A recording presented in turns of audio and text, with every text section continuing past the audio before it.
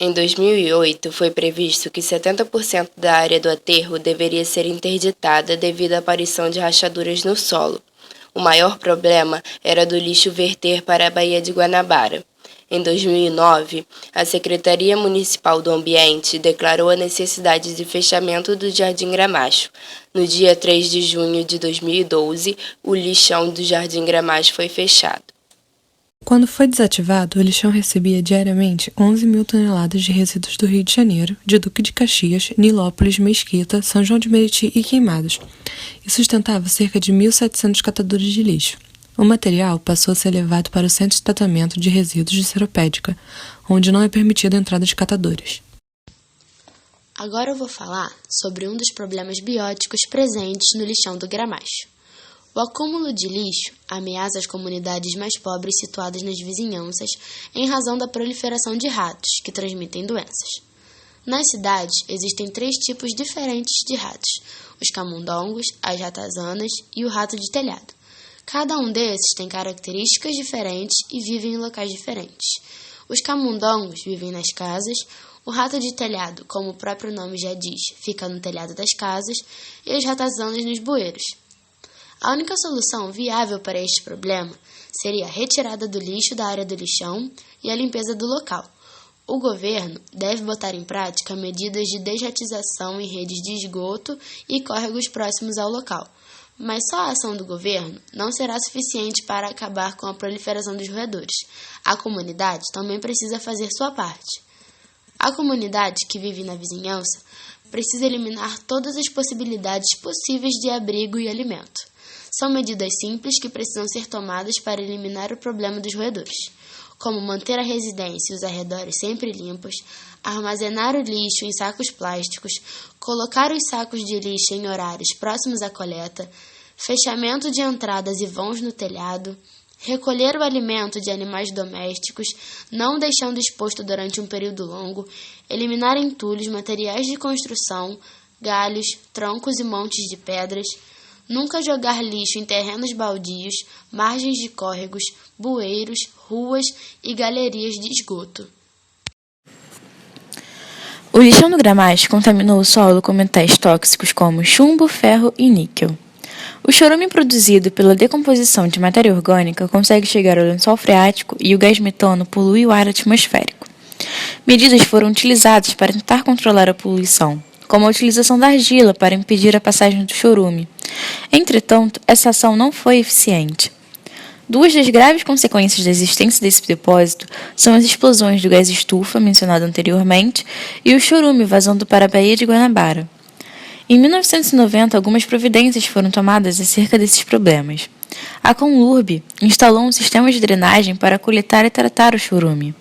Contudo, o solo começou a rachar, e o risco iminente à Baía de Guanabara fez com que o fechamento do lixão de Gramacho fosse requisitado e mais do que necessário. Porém, mesmo com o fechamento do local, os problemas de poluição se mantêm presentes. Sendo assim, para saná-lo, propomos uma solução: a utilização do chorume como adubo. Esta medida seria realizada com a quantidade adequada do chorume para cada tipo de solo. Sendo assim, o excesso de chorume presente no lixão do Gramacho pode ser retirado e transformado em adubo. Para que esse serviço seja realizado, haverá necessidade de trabalhadores. Essa criação de empregos pode ainda auxiliar as famílias que foram expulsas e perderam sua fonte de renda no lixão. Com a falta de eficácia do polo de reciclagem do Gramacho, pela escassa quantidade de material recebida e pelo arquivamento dos projetos de naturezas diversas que foram criados para mudar a realidade de desemprego, torna-se necessário pensar a respeito de outras atividades que possam ser instauradas na região. A urgência das medidas é evidente quando se observa o mesmo contexto de desumana negligência governamental 3 anos após o fechamento do lixão.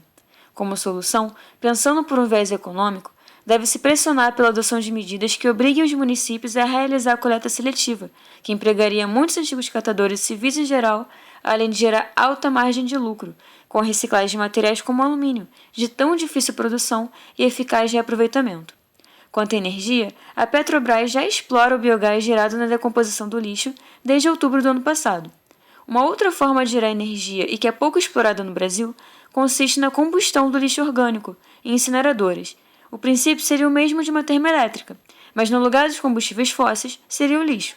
O processo gera grande quantidade de energia, mas não é o ideal, é claro, pela incontornável liberação de gases poluentes. O destino mais ideal para esse tipo de lixo seria então a compostagem, que resultaria na formação de adubo orgânico a ser comercializado. Além dos problemas ambientais, há também a parte social.